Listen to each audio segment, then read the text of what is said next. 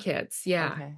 And so instead of using the ruse I had come up with, I just blurted it out. I said, "Does this date mean anything to you?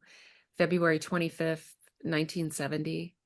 And she just went, "Teresa?" Okay. Hello. Today we have a friend who we've met in person coming to us from San Francisco. Welcome, Samantha. Thank you. Finally Welcome. here. Mm-hmm. And happy to be here. We're You happy guys do too. such amazing work. Um, Thank you.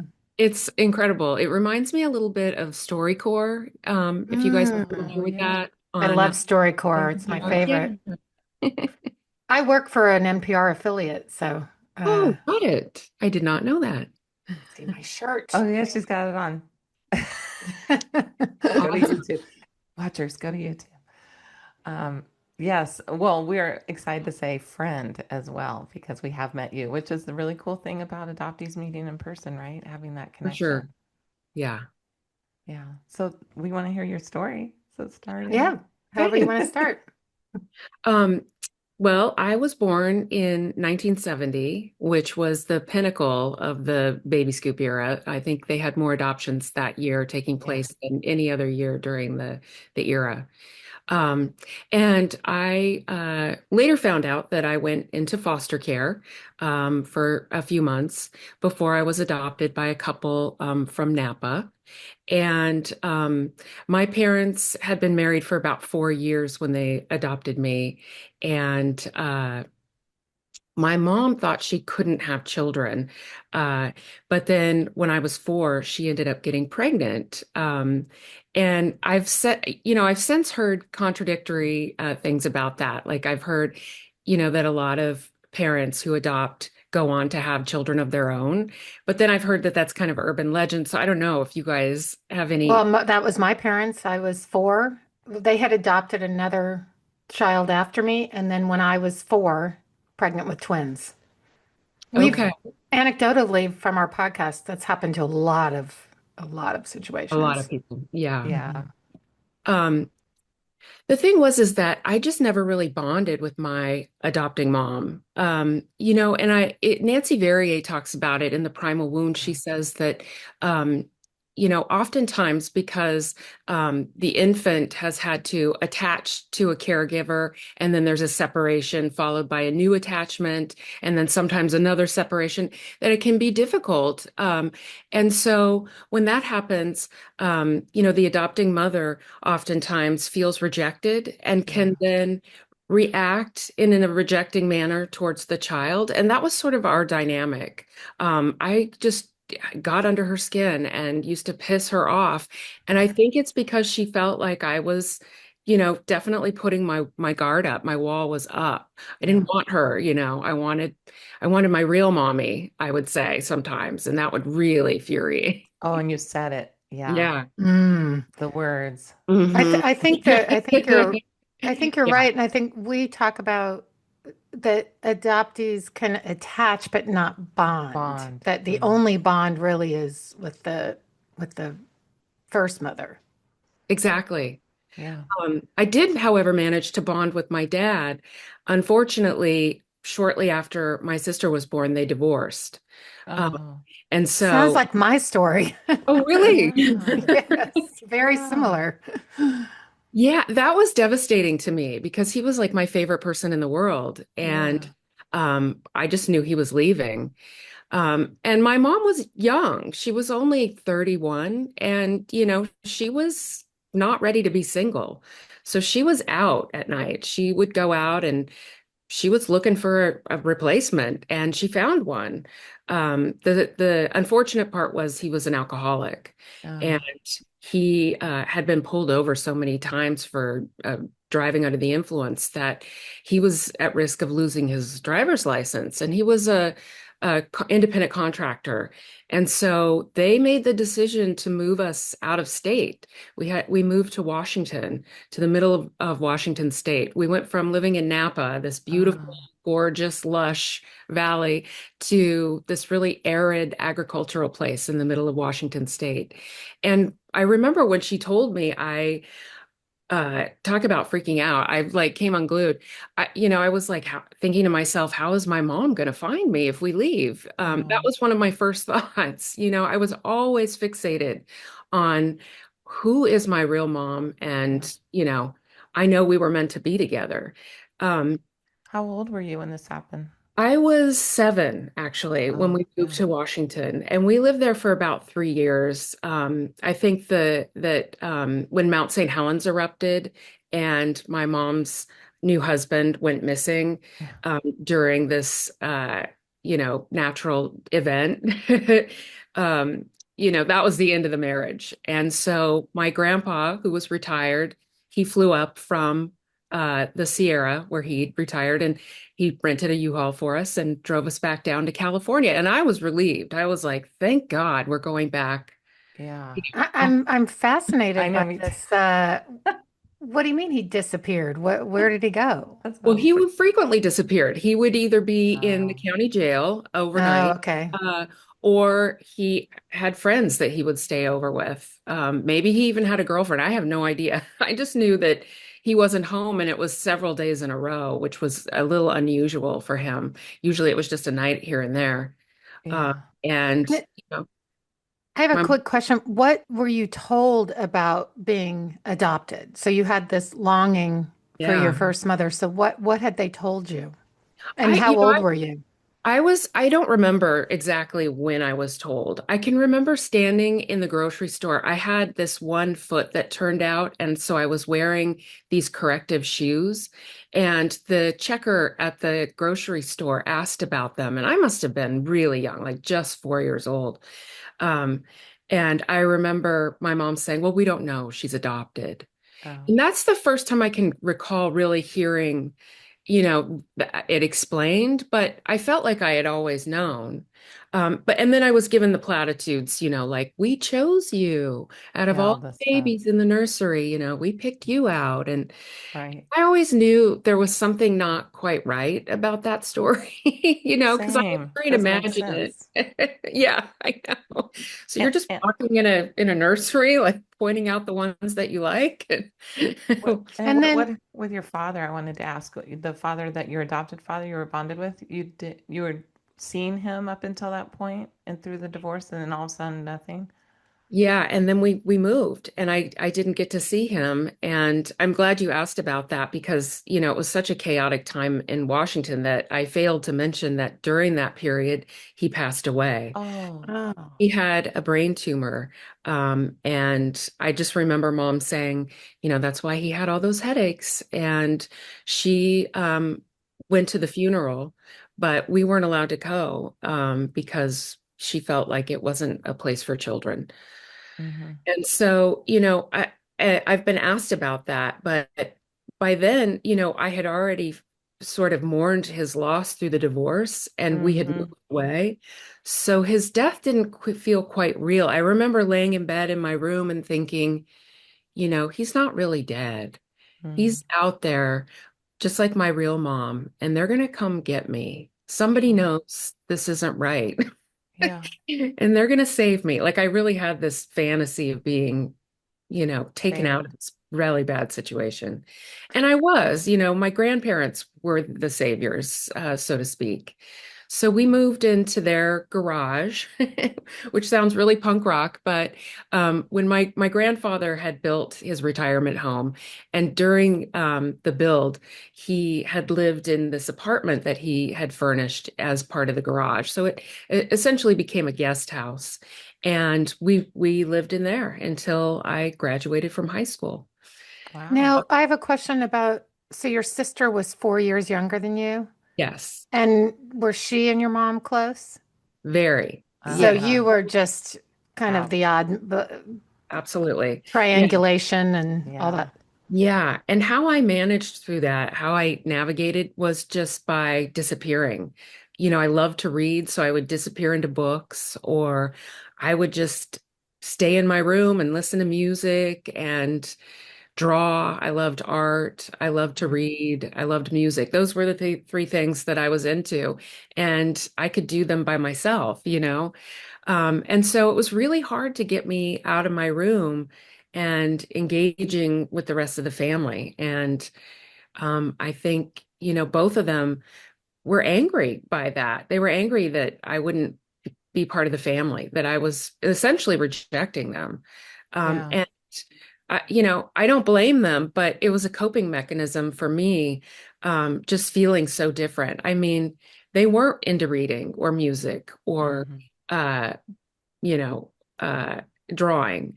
They were very social. In fact, my mom she was a hairstylist, and she ended up opening her own salon in this tiny retirement town. And it didn't last for too long. She didn't have the clientele. But I just remember her, um, enjoying being around people, Hmm. doing hair. I would sometimes come into the salon and she had like the National Enquirer, and I would sit there and read that, or hang out and eavesdrop, but I didn't really participate in the conversations. I was always on the edges. Yeah. How was it at school and with your peers? I didn't have a lot of friends. Again, Yeah. I was very isolated. In a small retirement community. Yeah, it Yeah, sounds we had like terrible. 300 people in our town, and then the adjacent town of Dutch Flat had another 300 people. So combined, there was maybe 1,000 people in the area. Wow. My elementary school combined grades, so my graduating eighth grade class was seventh and eighth grade, and there were 14 of us in the Oh, class. So I yeah. was valedictorian. I didn't have a lot of competition. Yeah. But yeah, I knew everybody's name in town. I knew their dog's name. We just knew everything about everybody. We used to leave our keys in the ignition of our car so that we'd always know where they were. I mean, it was That's just good for them. like a throwback to another era, really. Um, Yeah.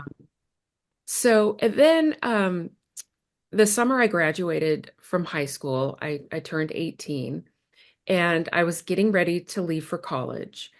And I decided it was time for me to know something about where I came from. And over the years, I'd asked my mom a little bit about, if she knew anything. Hmm. I remember one day just saying out of the blue, like, I wonder where she was from. And my mom was like, who? Because it was always on my mind. I was like, I shouldn't even have to say who. Um, and I said, well, my birth mother. And she said, back east. I heard she was from back east. And she just sort of said it dismissively and went back to what she was doing. And I was like, I wonder how old she was.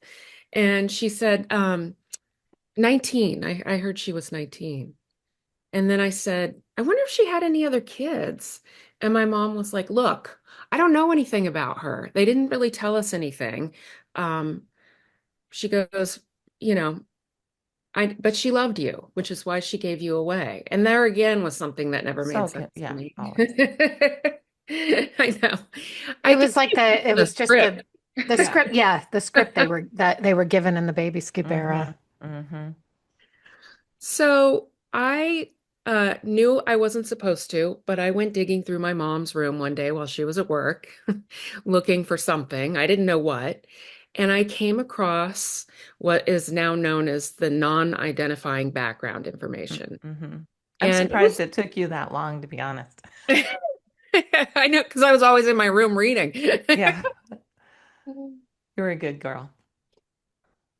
So, um, it was fascinating to me. Was quite a bit of information in there. It talked about how my original mom was um, uh, 19 at the time of my birth. She came from a large family with seven brothers, and so she was the only girl. Um, and that she was of Irish, Scottish, and French descent. And she enjoyed um, uh, music. Several of her brothers played instruments, and she loved to sing. She loved swimming. I identified with all of her likes. And then it went on to suggest that she had worked for the phone company, which is where she had met my father, and that they had dated steadily for 2 years. But because of their age and because she knew that it wasn't going to be a lasting relationship, she decided that adoption was her best option. And so she made the decision to place me for adoption. And I'm curious finding about that, that later because that was my mom. She made the decision, and later you find out. those decisions, how they, yeah. Because 19, you're, Yeah. I know. Um, and I'm 18 as I'm reading this, very Mm, close to her age, and just feeling like for the first time she's becoming a real person in my right. mind. Up until that point, she'd been this abstract sort of thing out there, just very Yeah. nebulous. Mm-hmm.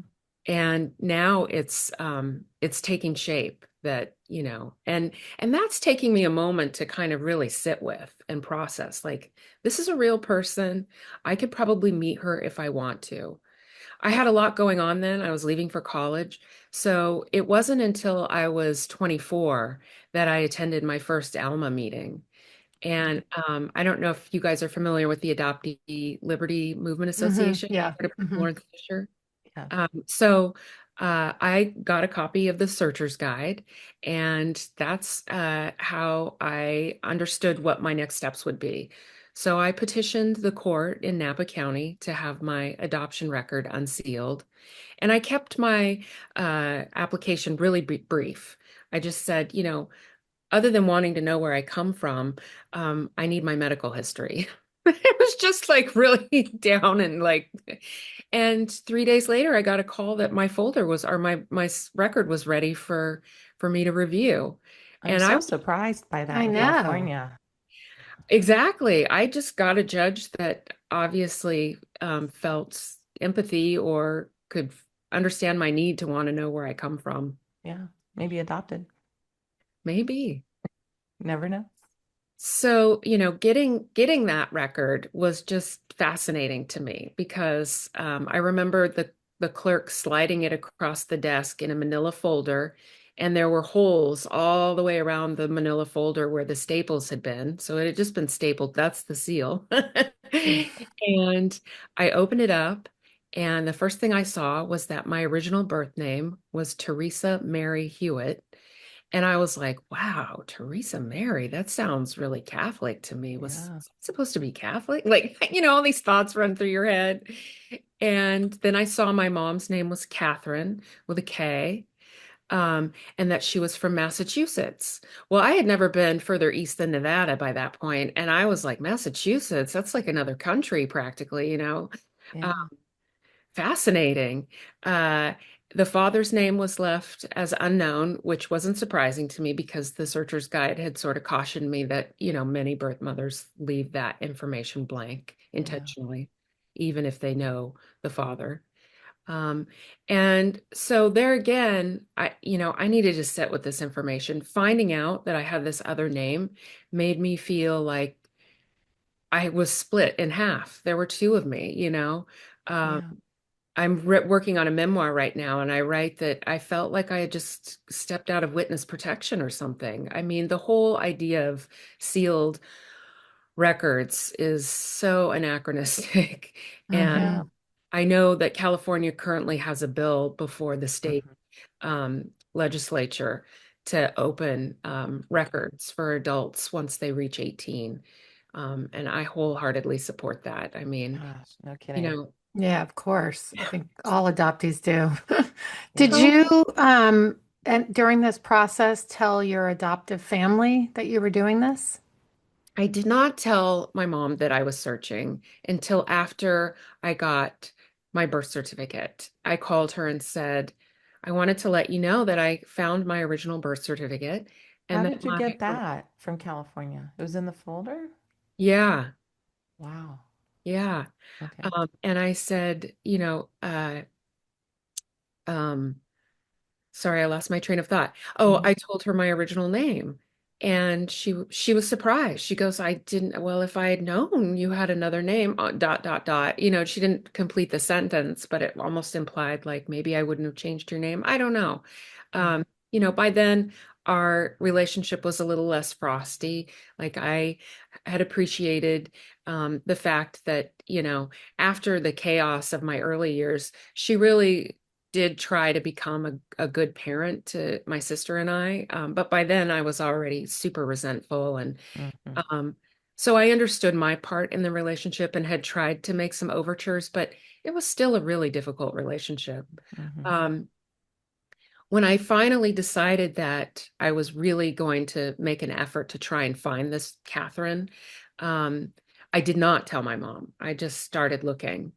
And I had been living in Davis or Sacramento. I had gone to UC Davis, and I decided that I was going to move to San Francisco because A, I just wanted to live in the city, but B, that's where my mom had lived while she was pregnant with me. And I was born in Daly City. I later Oh, learned that that's where they took the unwed mothers. right. I was gonna say I knew that from several friends locally. Yeah. Oh, okay.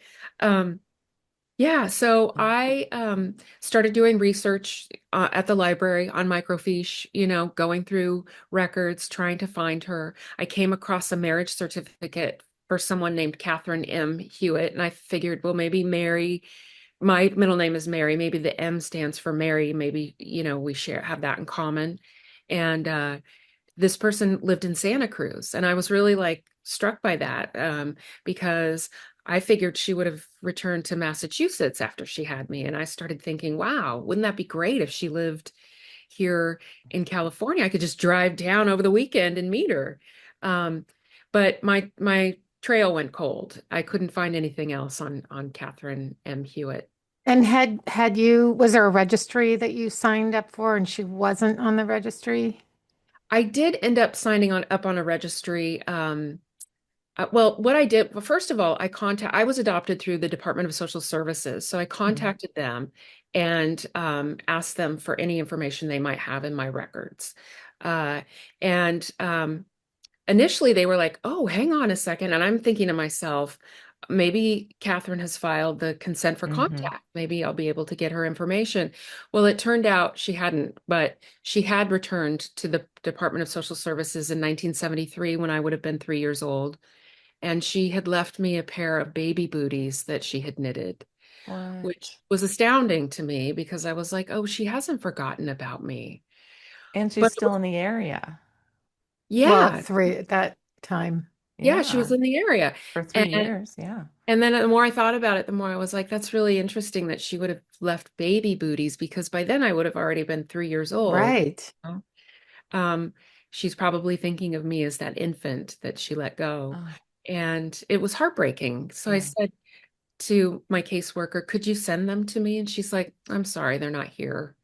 And I was like, well, where would they have gone? Like, did somebody take them home? Like, what? Your mom? Weird. Did it go to your family? I don't know where they went. They just were no longer there, was But what she I, Huh. had record of it. She just had a record of yeah, it. she just had the record. Wow. So, I somehow, oh, I remember I had the name of my attending physician during the delivery, and I looked him up on the microfiche. And he had delivered hundreds, if not thousands, of babies for this maternity home called St. Elizabeth. Oof.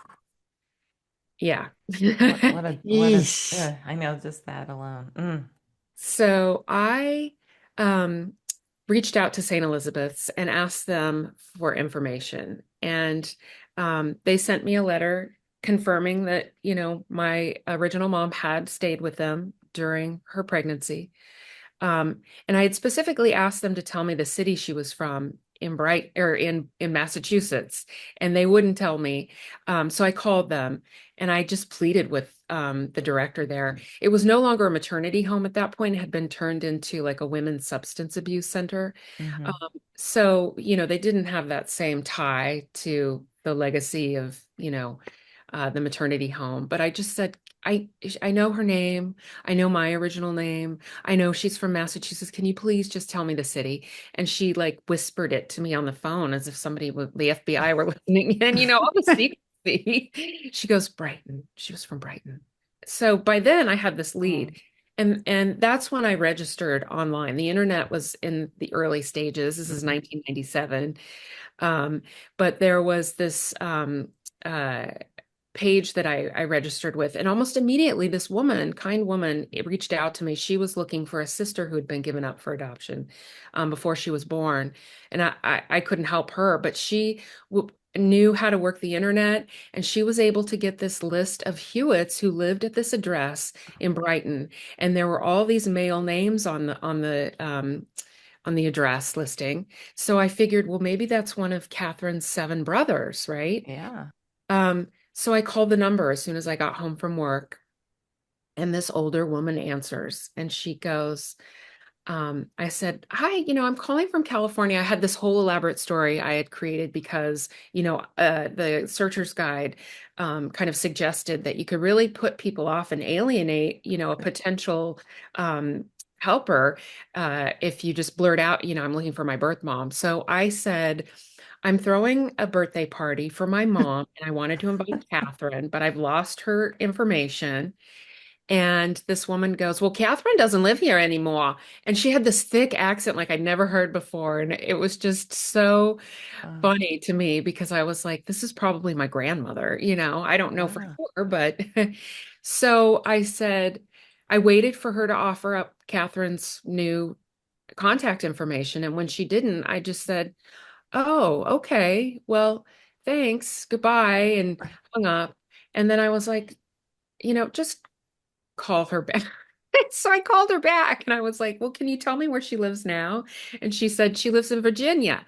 So I got some more names and she told me her new last name. I got some more names from my internet friend and I spent the next couple of nights calling all around Virginia to this her new last name. And then finally I hit on somebody. Her father-in-law was super helpful, gave me her contact information. And he Now, had did you tell him who I you know were? no, no, I told him the story. I the said, birthday party is still happening. yeah. I said, well, no, this is the Catherine that used to live in California, right? And he said, oh yeah, yeah. Let me get your number, honey. And he was very sweet. And so I called my mom, and I knew she was at home, and that she was alone because he had told me he had the kids. Oh. And so um, Meaning it's her kids? her kids, yeah. Okay. And so instead of using the ruse I had come up with, I just blurted it out. I said, does this date mean anything to you? February 25th, 1970. And she just went, Teresa? And it Oh, Oh. still gives me goosebumps when I think, Mm-hmm. you know, even to this day, like 30 yeah. years later. Um, So I said, well, it's not Yeah. Teresa anymore, it's Samantha. And we started talking, and she was in shock during the whole conversation, and I could recognize that. So I said, let me give you my contact information. And, once you've had a minute to sit with it, why don't you call me back? Well, 20 minutes later, she called me back, and we talked for 2 hours, and we continued talking that entire week. Um, and she invited me to come to Boston the next weekend to meet her. And Why Boston? I know I didn't really ask. I was just so excited that I'd finally found her after years and years of searching and decades of wondering about her. Um, I figured, that she wanted me to meet her mom, maybe. I didn't really put too much thought into it. I just thought, well, this is where she comes from. Wouldn't it be Right. interesting to see that place? This is where, I was conceived. And I'm all in. If this is what she wants to do, I'll do it. So I just finished reading Liz Harvey's book, Oh, and it's so interesting because she spends a lot of time getting to know her original mother on the phone before she Yeah, finds we read that yeah. book for our, right, right. That's yeah. why, yeah. And so, when I read that, I was like, gosh, I wish that I had had the A little more time. yeah, if I had been older and a little wiser, I might have been able to Yeah. realize like you don't need to jump into anything right away. She's not going anywhere. But I definitely had that feeling like I've got to do it now. I did the Yeah. same thing. Yeah. So I took a red eye to Boston, and my mom and my grandmother and my youngest sister Kitty picked me up at the airport. They all came, like the mother too. Wow. And I get off the plane, and they're standing outside the terminal, and I'm walking towards the exit doors, and I'm almost walking past them. I'm looking, and nobody's saying anything, and I'm like, I don't know if that's them. And finally, The older woman steps forward and she says, Samantha? And I'm like, oh God, thank God. She goes, I'm your Nana. Oh, She And had been then, the one on the phone, right? yeah. And and Kathy jumped on me and gave me a big hug. And there were a few details that I knew from our time talking on the phone the week prior. One was that Kathy said that, her mother was the one who made all the decisions when she got pregnant. She was the one yeah. that found the maternity home. She was the one that sent her to San Francisco. I was figuring And it had to be someone because you have to enroll the young woman in these homes and all of this. It's like a parent thing to for do. sure. Yeah, and so her mother made all the arrangements. Her mother Yeah. was a deeply Catholic woman, never Mm, missed mass, went to mass twice a week, in fact. yeah. Um, and um, my mom had told me that she came home and that she really resented her mother. She was like, "We're really not going to talk about this." Like, her mom was like, "It's you're going to go on and meet a nice young man. You'll have other children. Let's just put this in the past." And my mom lasted like maybe 4 or 5 months before she said, you know what? Screw this. I have to get back to California. And so she did. She came back to California and she moved to Santa Cruz. And that's where she met her first husband. And she had 2 children with him. And then she ended up joining a cult. Oh, really? Yeah, she became a Premi as part of Hmm. the Divine Light Mission. And she was a follower of this guy named Prem Rawat. He also went by the name Miraji. Some Hmm. people know him as the boy guru. He was very Hmm. popular in the early 70s. Especially Uh, in the Santa Cruz area. I know a little bit about that. Yeah. yeah. And so when she left her husband, which I'm not going to get into, that was a whole traumatic thing, but she ended up moving to a remote part of Northern California, just outside of the town of Paradise, which people know Hmm. from the movie Mm-hmm. Fire. And she lived in this Butte Creek Canyon in this teepee for 5 years with 2 young children, an infant and a 4-year-old. I don't know how she did it, man. Sounds like Um, Lucian Freud's daughter going through Right? India with her kids. And I, I Wow. mean, I don't know any. how are those kids doing? Yeah, I'm Um, curious. They have had it, they've struggled. They really rejected their bohemian Mm-hmm. beginnings and have become very conservative in their Oh, adult lives.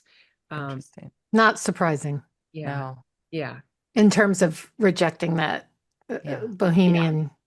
It's hard Right. on kids. It's Yeah. very hard. Yeah. Mm. My sister was like, I just wanted to go to school as a kid, but there was Right, no school. So she was running around, half naked with nobody combed her hair and right. Yeah. playing with Wow. the other kids, setting fires, kind of things like that. And uh so I knew a little bit of this backstory. Eventually my mom did leave California and she moved home. And she wasn't there for long before she met her second husband, who was from Virginia, which was how she ended up in Virginia. Okay. She had just divorced him prior to my locating her. And Okay. So, she had kids with him? and she had 2 kids with him, Okay, so So she had you have four four. four siblings. siblings. Yes. Wow. Um, and they are like match sets. The 2 oldest look just like each other, and the 2 youngest are like blonde haired, blue eyes, look like their Norwegian father. And then there's me, who doesn't really look like any of them because my father was Italian. Um, so I get to Boston and, you know, um, I end up having this intimate conversation with Nana where, she tries to tell me that everything had worked out for the best. And, Wow. with my background, I was certain that couldn't be true, but I didn't know too much about Kathy's, history. I didn't know too much about the cult at that point and living in the teepee and all of that. Right. Um, so when Nana, tried to tell me everything worked out for the best, I immediately got my hackles up, right? And I was like, well, you just don't know what you're talking about. But throughout the weekend, like Nana revealed herself to me and I got to know her. I really enjoyed spending time with her and listening to her stories and of how she met her husband and she had trained for the Olympics in her Oh, youth for swimming, but she couldn't go because of the war. And we ended up going swimming one day. I had never swum, obviously, in the Atlantic, and I had swum so far out, I'd lost sight of the group. And when I came back, Nana was like, "You must get your love of swimming from me. I love to swim." And I remember saying, "I wonder what else I inherited." And Nana goes, "Well, I think you've got the Morrison teeth." And I said, "I do have good teeth." And I remember, Kathy, maybe she was trying to bond with me. I don't know, but she just she goes, "Well, you've got my legs. They're just like tree trunks." And I was like, you thank you. maybe it was like yeah, thank you. Maybe it was like a mom bonding thing. Like she was putting herself down too. I don't know, but it just made me feel kind of bad. Yeah. Um, but anyway, the next day they had this huge party. So it was like a family reunion almost. For And everybody to meet you. everybody came over to meet me. So it was like at Oh, least wow. five of her brothers, not all seven. I was having a hard time remembering everybody's names, let alone what they did or where they were from. They had spread Mm, out throughout the country by that point. They brought their wives, their kids. Nana's sister was there, her husband. I mean, it was like a packed house, and I was completely disassociated. I can't I'm even tell you guys. sure. I just sat on the sofa looking around thinking, this is my family. These are the people I would have grown up with, you know? Like I had one Yeah. uncle who was in a band with another band, and I was thinking, I was grieving. Like I wish Yeah. that I'd grown up seeing them play music. Like I love music, and Yeah. I could have been a part of that life. Yeah. So it really hit me hard. Um, and when I came home from Boston, I was, struggling.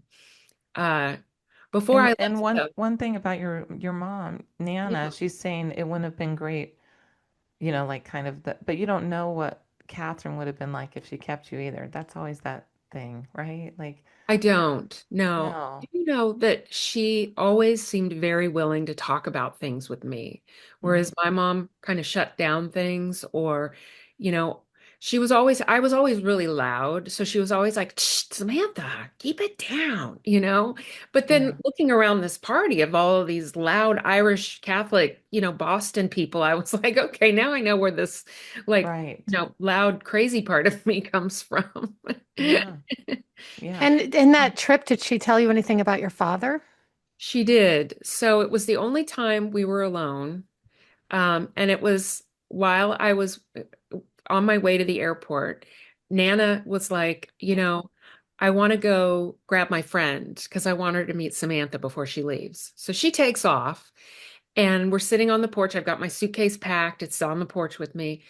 And Kathy says, "So how'd you do it? How'd you find me?" And I pulled out the non-identifying background information. And she reads it, and I'm waiting for her to make some sign, some signal like, "Oh yeah, this is familiar." But instead, she just turns it over on her lap and she goes, "None of this stuff is true. It's all made up. I made it up with the social worker." And I was like, "What do you mean it's made up?" Because it says, you have seven brothers, and she goes, "I need to tell you something." And she starts telling me this story about how she was at this party. This guy she had worked with was there. She'd always thought he was handsome. So when she walked in the door and he locked eyes on her, she felt flattered. But then he started giving her drinks, and it was drink Mm, after drink, pressuring her to keep up. The room started spinning. I mean, this is a old story. yes. Um, so that was a shock in itself, obviously, knowing that I was conceived in rape. I mean, she Yeah. said, back then, we just said that's how boys were. I guess nowadays you'd call it date rape, but to me, rape is rape. And, Yeah. um, it was shocking. It was Yeah. shocking. Not even date rape. They're not on a date. No, they weren't on a date. No. Mm, So, gosh, that is you big. know, And for her too. Okay, these are double traumas on her. yeah, I'm not shocked she went the other kind of nut way. Yeah. yeah, yeah, Vulnerable to a cult and Yes. all that stuff. absolutely. I mean, Mhm. just the shame she must have felt. And, Gosh. yeah. Um, I don't know how much time we have, but uh, I will say that, she and I had a relationship for 30 years, and it was challenging. I read about a study in the UK that talked about adoption reunion and suggested that, within a few short years, um, quite a few fall out. But the number that stuck in my mind is that after 7 years, nearly 40% of reunions are no longer in contact. Hmm. I totally understand why. It's an up and down, give and take, yin and yang. Not only did she carry a lot of guilt that she was still working through, I had all this anger about having been let go. And, there were times where I took it out on her, or, I was trying to um, present myself in the best light to her so that she wouldn't reject me again. And so I kind of had this false self with her initially in the relationship, because I I wanted to be accepted, but the only way that we can be accepted is by being ourselves. Right. And so, it took me some time to realize that. Um, and by then, we had this interaction where I overheard her, um, telling someone that I was really insecure, and it just felt like she was stabbing me in my heart, and Mm. I really took that hard. And it was a really painful period where I backed away, and she backed away as well. It was shortly after she had come out to California to meet me. We traveled to where she lived in the teepee. She showed me the spot where the teepee was up by the creek. And then we drove up to the tiny Sierra Gold Country town where I had grown up with my grandparents, and she met my mom, uh, Mm. which was a really wild experience. I'm sure. They couldn't be more different. They couldn't have looked more different, acted more different. But we spent the day together. We went to our little community pool in the woods, and my one sister was with us, and I swam in the pool with her while my two moms talked about their love lives at the edge of the pool. And Yeah. it was hard because, I'm looking at the two of them and I'm realizing there's so little I share in common with my adopting mom, but I'm looking at my original mom, my natural mom, and like her hands, the way she moves, the way she talks, the way she's not coming up for air, like she's just going nonstop. And I can tell she's kind of like exhausting my adopting mom, but she's just like studying her like under a microscope because it's fascinating to her. And by the time we're leaving, she's tearing up and saying, I just want to tell, I see so much of Samantha in you. And it was actually a really touching moment. I'm getting a little teary just thinking Yeah. about it. And uh, I think the reason why Kathy ended up backing out off from me was, she felt like she didn't want to come between me and my mom. She knew that that was Oh, a tough relationship, and she felt like she didn't want to take Sue's place, um, which wasn't what was going on no. for me. And nobody can take that person's place. I mean, nobody can take anybody's place.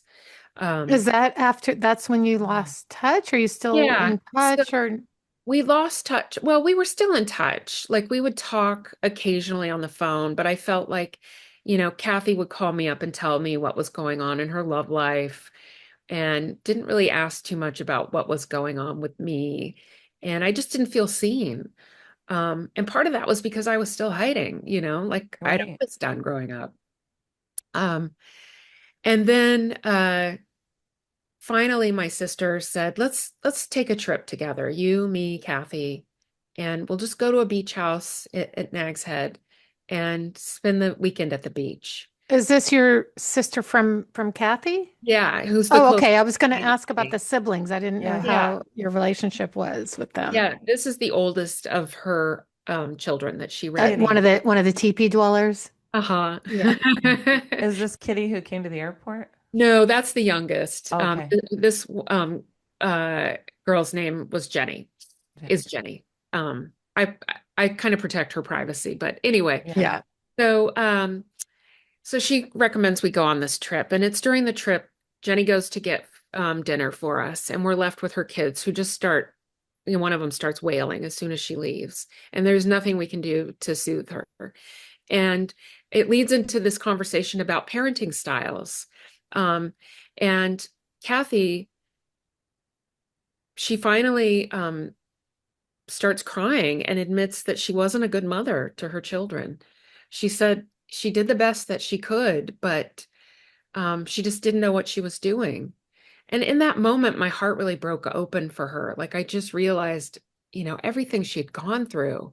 Yeah. And, you know, while I was still angry about everything I'd gone through, I recognized that, my trauma wasn't alone. Like it was a shared trauma with Yeah. her. And, we started at that point kind of rebuilding things, and the relationship got better and better. But there was still something that was bothering me. And I realized that I couldn't let go this idea of being a child of rape. And I wanted to know more about my paternal side of the family. So in 2014, I joined 23andMe, and it took about 5 years before I made contact with someone from my paternal side. But I finally did, and she was kind enough to give me the contact information for my original father. He So was I called alive. him. He was alive. Okay. He was alive, and I called him. And initially, he tried to play it off like it wasn't him.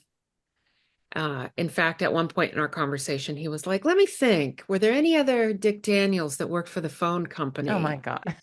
I know. Right.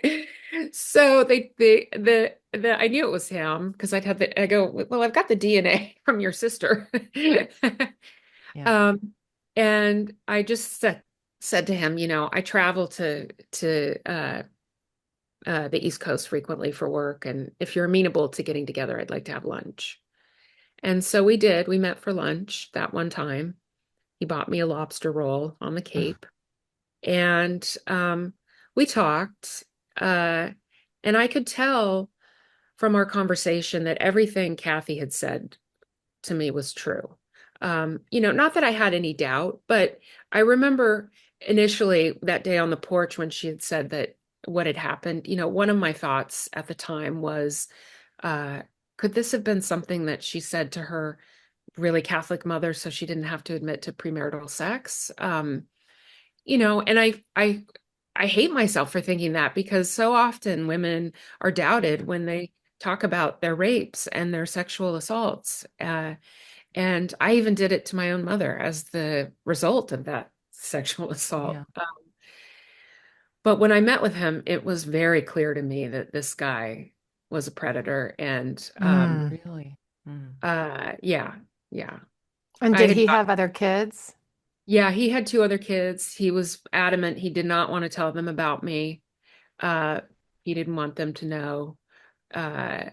Just everything he said to me, which I go into in my book in more Hmm. detail. But I knew right away, like the hairs on the back of my neck stood up. Oh, But it was important to me to do that.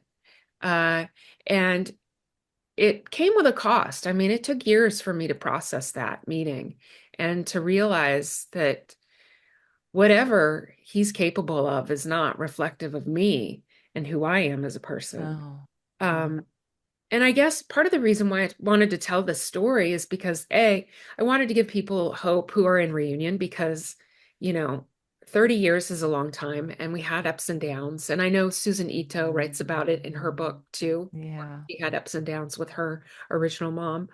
Um, but I also know that for those people who are afraid to search for what they might find, I feel like, I uncovered probably one of the worst things that you could find. I mean, other than a serial killer. Right. Um, and yet I came out on the other side stronger. And if you have that, what I want to say to the audience is, if you have that doubt and you have those thoughts that you just can't get rid of, they keep bubbling up to the Yeah. surface. The only way you're going to let it go is to confront it head on, I feel like. 100%. Yeah, Thank that's you for saying a that. great message. a great way to wrap it up. Thank you so much, Sam. I love the story and Yeah, your gosh. bravery and your clarity with it. Really Yes. touching and great.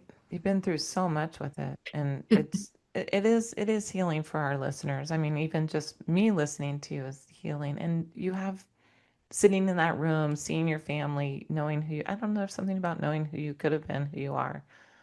It's Yeah. huge, right? Yeah, it is. Yeah. It's really Yeah, fulfilling. Yeah. It is. very Yeah. much so. God, this was a good Thanks story. for sharing with us. Thank you guys. It was a Thank pleasure you. talking to you. It Love talking was. to you. And hope Thanks, to Sam. see you soon Yes, again. please. Yes. Let's Bye. stay in touch. Yeah. Okay. Bye bye. Thanks. Bye bye.